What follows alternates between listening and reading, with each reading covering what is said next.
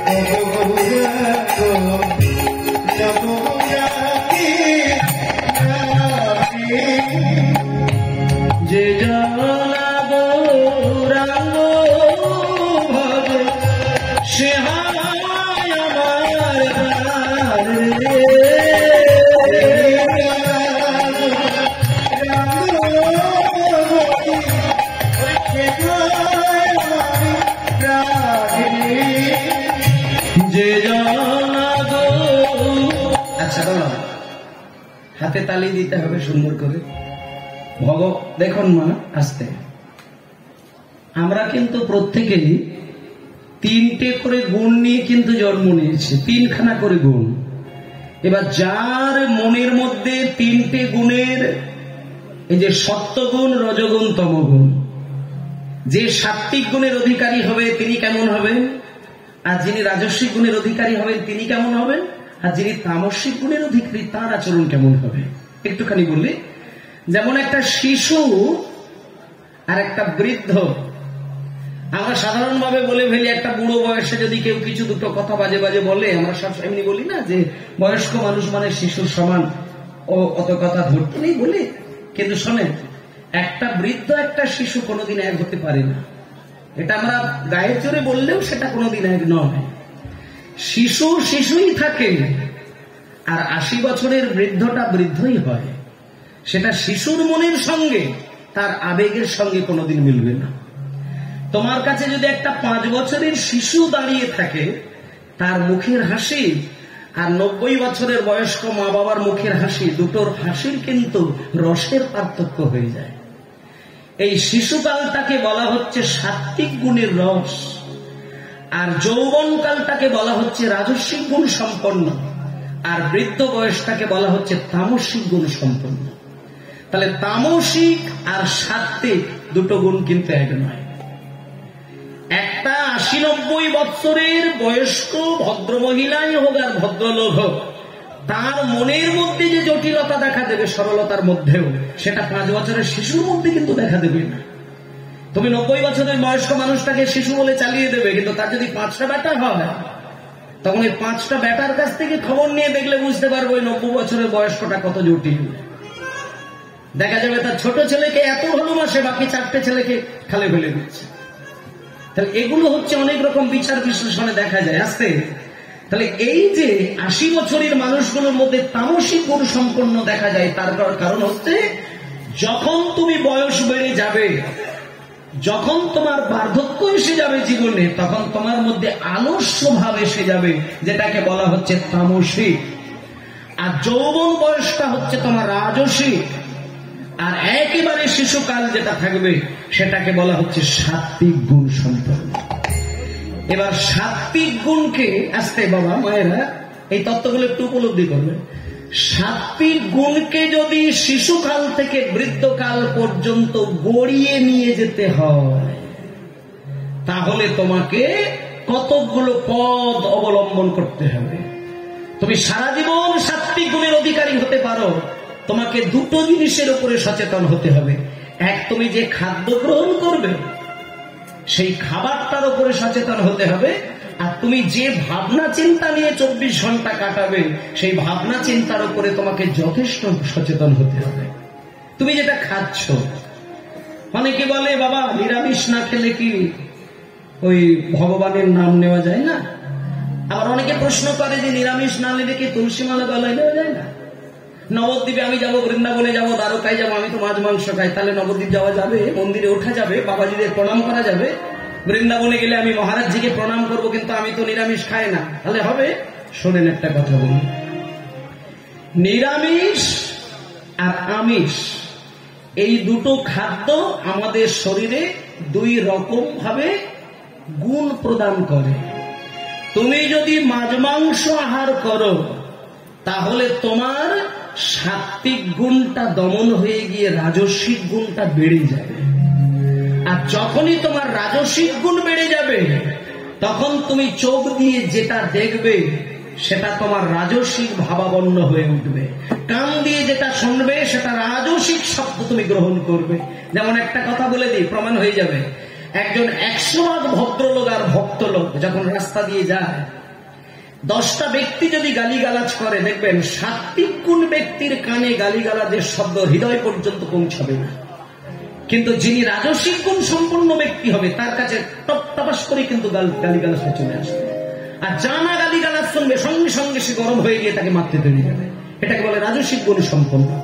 যারা রাজসিক গুণের অধিকারী তাদের দেহ মন মস্তিষ্ক আগুন হয়ে থাকে, আর দেহ মন মস্তিষ্ক অল্পেতে যখন আগুন হয়ে যায় তার অন্তর মাঝে ভক্তিটা পুড়ে ছাই হয়ে যায়, আর যখন ভক্তি পুড়ে যাবে সে ধৈর্য হারা হয়ে যাবে, আর ধৈর্য হারা যখন হয়ে যাবে তার ভালো জিনিসকে গ্রহণ করার ক্ষমতা সে হারাবে, আর ভালো জিনিস গ্রহণ করার ক্ষমতা হারিয়েছে মানে সে কোনোদিন ভগবানের প্রতি নিষ্ঠা নিতে পারবে না।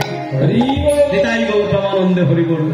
তাহলে তো এইখানে চিন্তা করতে হবে, মানে তুমি মাছ খেয়েছো মানে ভগবানকে ডাকা যাবে না এটা কথা না, তুমি মাংস খেয়েছো মানে তুলসী মালা নিতে পারবে না এটা কথা নয়, এটা কথা নয়। এটা কোনো গ্রন্থে এইভাবে ডিরেক্ট লেখা নেই যে মাছ মাংস খেয়েছো মানে তোমার গলা থেকে তুলসী মালা খুলে ফেলো, এটা বলা যাবে না, ওটা বলা যাবে না। তুমি মাছ মাংস খেয়েছো ঠিক আছে, তুলসী মালা নিতে পারো, তুমি মাছ মাংস খাচ্ছ ঠিক আছে, তুমি নবদ্বীপ 1000 বার দিতে পারবে, কিন্তু ঘটনা হচ্ছে তোমার মনের যে রূপটা সেটা কিন্তু হিংস্র থাকবে। তুমি আছাড় খেয়ে কাঁদলেও তোমার চোখ থেকে ভগবত ভক্তির জলটা বিগলিত হবে না। আমি তার থেকে আরো নজির দিয়ে দিচ্ছি, যে বেশি বেশি করে রাজস্বিক গুণের অধিকারী হয়, যারা বেশি বেশি করে আমিষ আহার গ্রহণ করে, তারা 1000 কিছুতে কাঁদতে পারবে, কিন্তু ভগবানের নাম নিতে গেলে চোখে তার জল আসবে না। আর যারা সাত্বিক গুণের অধিকারী তাদেরকে কাঁদতে হবে না, কাঁদতে হবে না। তাদের হৃদয়টা এতটাই শীতল, এতটাই কোমল, এতটাই নরম, এতটাই প্রেম মাখানো হৃদয়, তারা শুয়ে শুয়েও যদি ভগবানের কথাটা চিন্তা করে চোখ থেকে ছচ্ছর করে জল গড়িয়ে যায়। আর এইরকম প্রেম ধারাকে কান্নাকাটি করে যিনি ঈশ্বরের নামে প্রেমে ডুবে থাকবে, তাকে নবদ্বীপেও যেতে লাগে না, বৃন্দাবনেও যেতে লাগে না, দ্বারকা মথুরাতেও যেতে লাগে না, তুলসী মালা নিতেও লাগে না। যে সাত্বিক গুণের অধিকারী হয় ভগবান তার কাছে বারবার চরণ যুগল বাণী। তাই আমি আপনাদেরকে একটুখানি বিধান এইটাই দেব যে খাদ্যের মধ্যে যদি সাত্বিক আহারটাকে বেছে নেন তাহলে আপনাকে জোর করে ভক্ত হতে হবে না, ভক্তি ভাব আপনার মধ্যে এমনিতেই জাগরিত হবে। সাত্বিক খাদ্য গ্রহণ করা, সাত্বিক আচরণ করা, সাত্বিক ভাবে চিন্তা করা, সৎ পথে চলা, সত্য কথা বলা, এমন মানুষকে ভগবানের নাম নিতে হবে না, ভগবান তার নাম নিয়ে তাকে গোলক থেকে পার করবে। আর কীর্তন গানটা হলো এইরকম একটি গান যেখানে আমার শ্রীমান মহাপ্রভু ভক্তদেরকে বলেছেন যে তোমাদেরকে ভগবানের নাম আলাদা করে নিতে হবে না। সংসারে হাজার কর্মের মধ্যে থেকেও সকালটি যখন হবে, তুমি 12টি ঘন্টা তুমি তোমার মোহমায়ায় আচ্ছন্ন হয়ে যাও, কিন্তু সকালবেলা যখন হবে তখন শুধু হাত জোড় করে ওই গান, ভজ শ্রীকৃষ্ণ নহ শ্রীকৃষ্ণ নহ শ্রীকৃষ্ণের নাম। সবাই মিলে হরি হরি হরি ভজ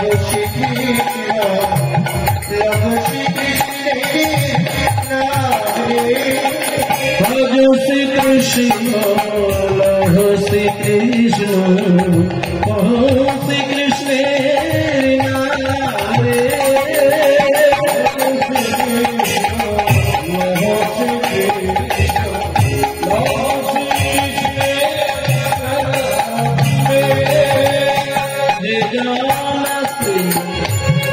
যে জন শ্রী কৃষ্ণ ভজে।